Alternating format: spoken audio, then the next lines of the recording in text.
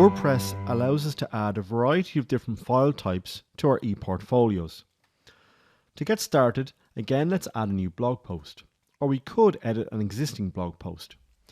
I'm going to start off by adding a new blog post here called Conference. I'm going to add some text to my page or my post, and now what I want to do is add some files. So to do this, I'm going to select the Add Media button.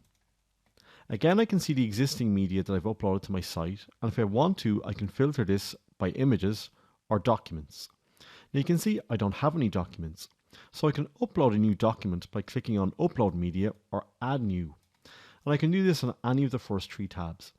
So I'm going to select the Add New button here, and if I go to my desktop, I can see that I've got a PowerPoint and a PDF here. So here's my PowerPoint and here's my PDF of a very simple presentation. I'm going to click on Sample Presentation here and click on Open.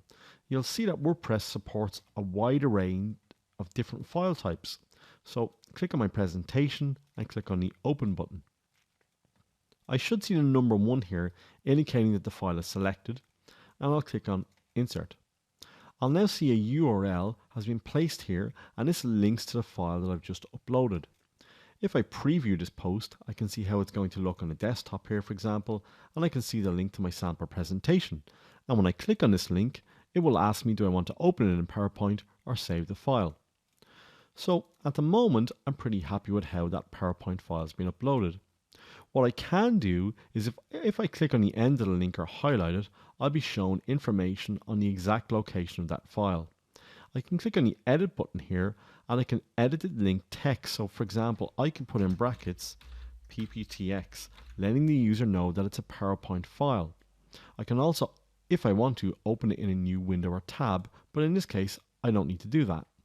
I'll click on the Save button and I can see the link has been slightly updated. Again, if I want to add another file, I can just put in a blank line here, click on the media browser, click on the Add New button, scroll down, and now I'm going to add my PDF. Again, I'll click on the Open button here. It'll be selected.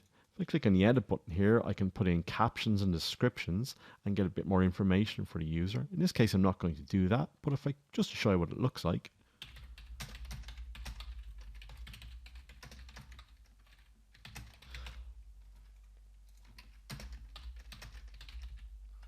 And I click on the Insert button here. So you can see it actually looks pretty much the same, but if I put my cursor to the end and click on the Edit button here, I can put in brackets here, PDF. So I'll click on the Save button here. If I want to delete either of these, I just highlight the text and press on the Delete key or the Remove icon here.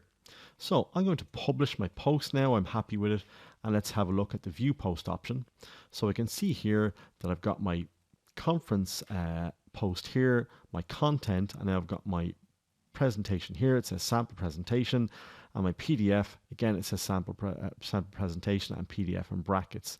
If I click on this here, again, it will show it in the browser because that's the way my browser is configured to display PDFs. So a very simple way to go and add content to our posts or our ePortfolio. One of the last things I want to just do here with you is talk a bit more about some of the options here on our posts. If I want to, I can leave my post uncategorized or I can add a new category. So for example, I could put this into conferences and presentations.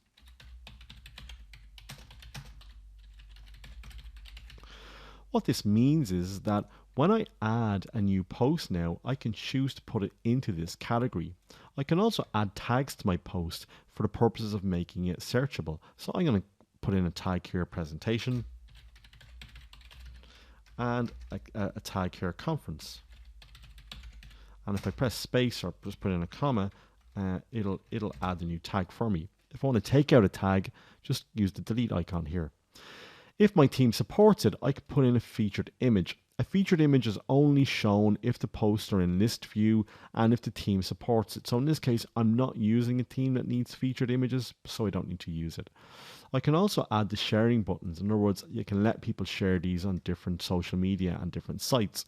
So I'm going to disable these and show you the effect. And if I look at the more options here, I can put things like a custom slug on it, an excerpt, which is a short description of the post. I could put the location that I made this post from, and I can choose to allow comments and pingbacks and tracebacks. So I'm going to disable these, and I'm going to put the excerpt in, okay?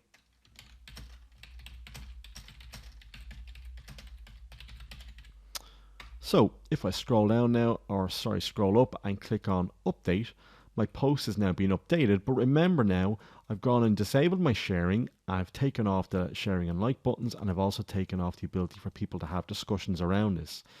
Now, what does this mean? Well, basically, when I go back to my site here, okay, this brings me back to the admin interface. And when I click on the preview option here, I can see here that I've got the post visible, conference, the date, and my two files are linked.